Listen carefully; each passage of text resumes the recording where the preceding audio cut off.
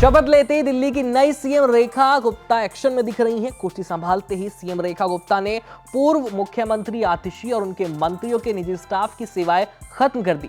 साथ ही दूसरे विभागों में भेजे गए सभी अधिकारियों और कर्मचारियों को वापस उनके मूल विभाग में रिपोर्ट करने का आदेश दे दिया है। इन अधिकारियों और कर्मचारियों को डेपुटेशन पर दूसरे विभाग या बोर्ड में भेजा गया था। इसके अलावा सरकार ने स्वास्थ्य और परिवहन विभाग में भी कई बड़े एक्शन लिए हैं।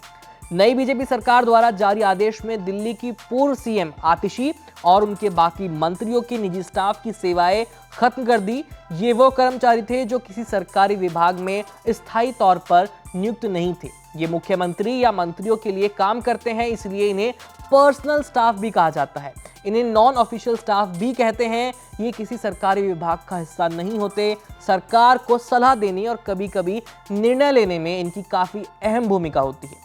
पर्सनल स्टाफ को आमतौर पर किसी सलाहकार समिति या बोर्ड में जगह दी जाती है। अपने चुनावी घोषणा पत्र में बीजेपी ने दिल्ली के 50,000 युवाओं को सरकारी नौकरी देने की बात कही है। ये वादा किया है।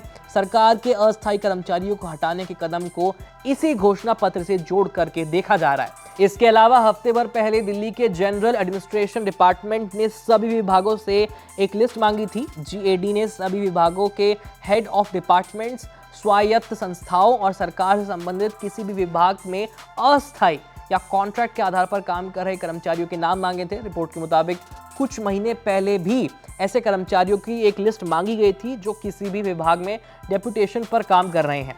सरकार का प्लान था कि इन पदों पर अस्थायी की जगह परमानेंट कर्मचारियों को भर्ती किया जाए। एक अनुमान के मुताबिक फिलहाल दिल्ली में 20,000 से ज्यादा पदों पर अस्थायी कर्मचारी काम कर रहे हैं। दिल्ली सरकार के परिवहन और स्वास्थ्य मंत्री पंकज कुमार सिंह ने शपथ लेते ही अपने विभाग की बैठक बुला ली।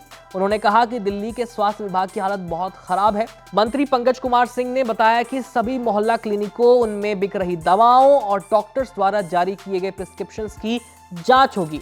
कैबिनेट की पहली बैठक में आयुष्मान भारत योजना को भी लागू किया गया है। इसके तहत 10 लाख रुपए तक का इलाज मुफ्त किया जाएगा। इसमें 5 लाख रुपए दिल्ली सरकार देगी और 5 लाख रुपए केंद्र की तरफ से दिए जाएंगे।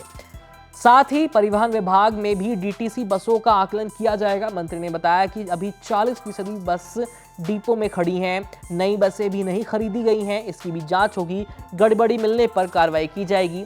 खैर, इस खबर में इतना ही। बाकी ये जानकारी आपको कैसी लगी हमें कमेंट सेक्शन में लिख के बताइए। मेरा नाम है आयुष। धन्यवाद।